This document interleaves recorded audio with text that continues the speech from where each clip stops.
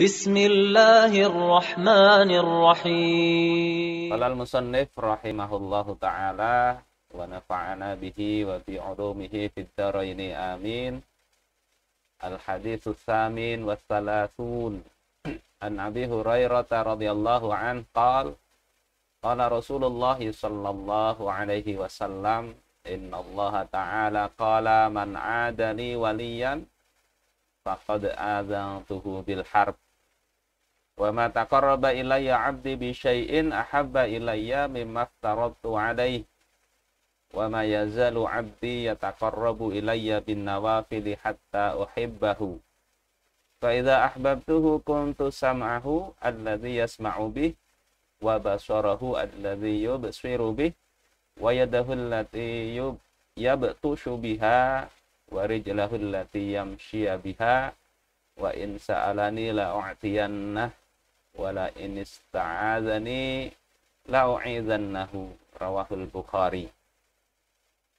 Ini hadis ke-38 diriwayatkan dari Abu Hurairah radhiyallahu an, termasuk hadis qudsi di mana Rasulullah sallallahu alaihi wasallam mengatakan ada beberapa poin. Yang pertama, siapa yang memusuhi waliku. Wa fi riwayatin man ahana li waliyan, siapa yang menghinakan waliku. Faqad adzantuhu bil harb, maka sesungguhnya aku menyatakan perang terhadapnya. Siapa yang dimaksud dengan wali di dalam hadis ini? Di dalam Fathul Mubin dikatakan al-wali huna al-qaribu minallahi ta'ala.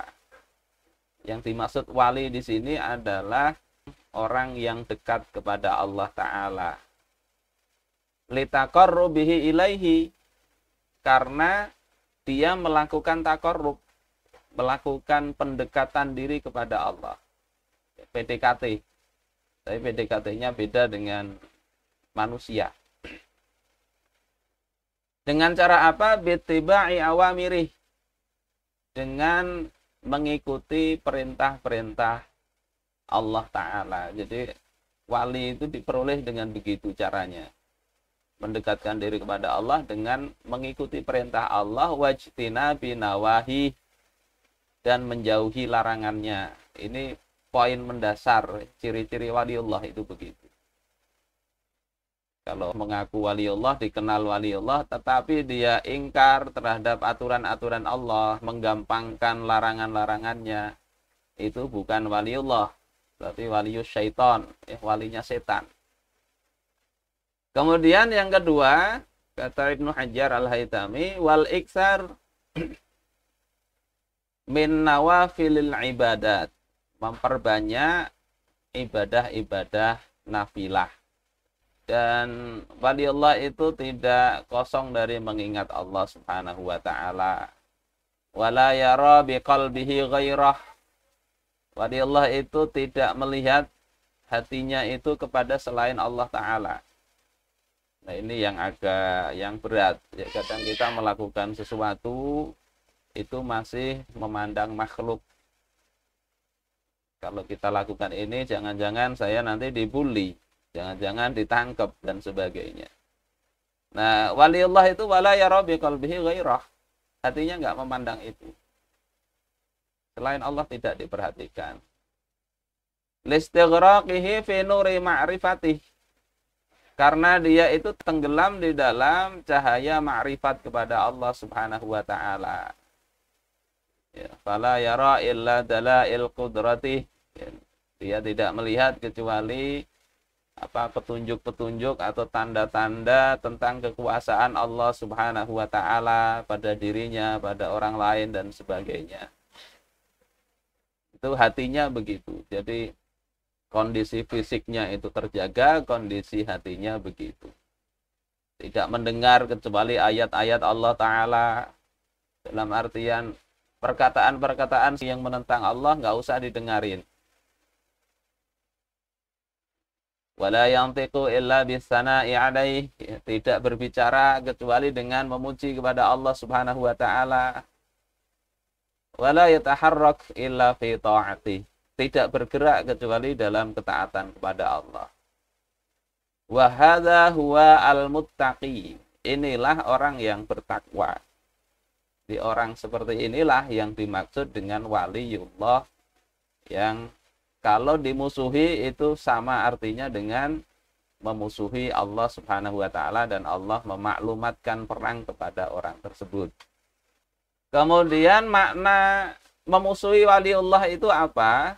Di dalam syarah arba'innya Ibnu Daqiq Al-Id, wala ara al-makna illa man adahu li ajli wilayatillah. Jadi hadis ini tidak bermakna kecuali orang yang memusuhi karena kewaliannya itu. Misalnya dia melihat orang ini kok rajin betul melakukan dakwah, orang ini kok rajin betul beribadah, amar ma'ruf nahi mungkar. Terus karena amar ma'ruf nahi mungkarnya itu dia dimusuhi, maka itulah yang dimaksud di dalam hadis ini yang dilarang.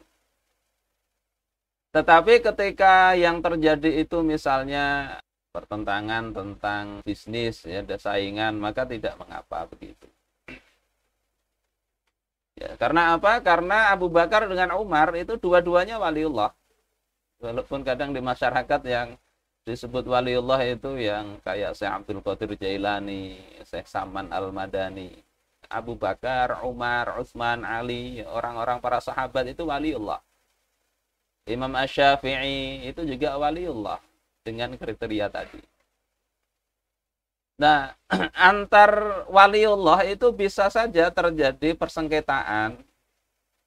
Seperti Abu Bakar dengan Umar. Itu pernah dalam Sahih Bukhari diceritakan, ya, berselisih paham sampai Abu Bakar itu mengadukan kepada Rasulullah sallallahu alaihi wasallam.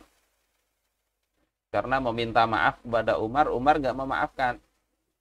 Akhirnya Abu Bakar mengadu kepada Rasulullah sallallahu alaihi wasallam. Jadi persoalan-persoalan yang sifatnya bukan karena kewalian seseorang, kalau itu ada berselisih itu tidak mengapa, tidak masuk dalam kategori hadis ini yang diancam dengan Allah maklumatkan perang. Saudara-saudaraku sekalian rahimakumullah,